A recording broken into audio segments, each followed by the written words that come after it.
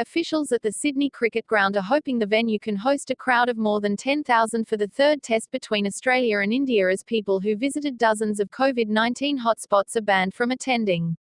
New South Wales recorded 0 cases of local transmission on Monday, but 2 cases linked to the growing bottle shop cluster in Barala in Western Sydney will be included in Tuesday's figures.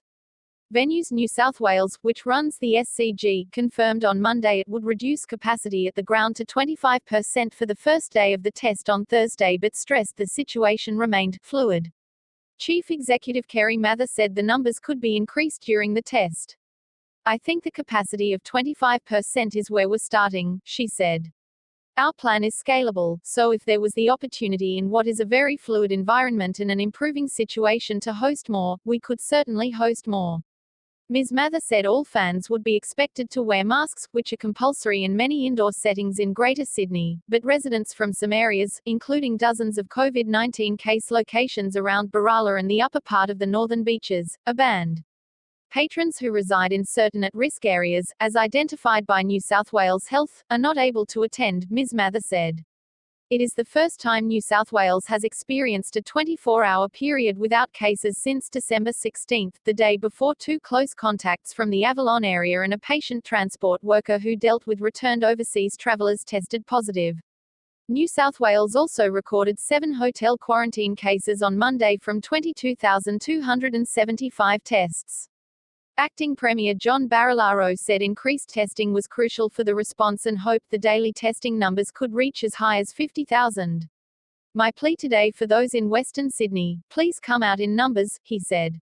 The upper part of the northern beaches remains under stay-at-home orders until January 9 despite dwindling case numbers, but New South Wales Chief Health Officer Kerry Chant said authorities want to make sure we've got long enough to extinguish it totally. Dr. Chant said the lockdown in the northern beaches was particularly effective because it is a peninsula and the 2 venues involved in the outbreak were largely visited by locals. "We're now dealing with a different cluster in Barala and the tools we use to control it need to be cognizant of that environment," Dr. Chant said. Mr. Barilaro ruled out any further lockdowns in Sydney, including in the Cumberland area.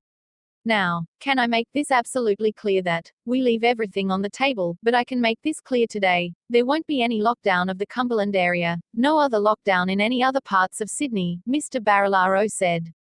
He urged people from the regions to reconsider travelling to Sydney for the test, warning they could take it COVID-19 back to a regional area. Meanwhile, a wedding venue in southwest Sydney was fined $5,000 for breaching the public health order at the weekend. Police attended Paradiso receptions in Fairfield about 9:30 p.m. on Saturday amid concerns about the size of an event taking place at the site, which has an advertised capacity of up to 1,100 attendees. Acting Police Commissioner Mal Lanyon said between 600 and 700 people were at the wedding, despite its COVID-safe plan allowing for only half that number.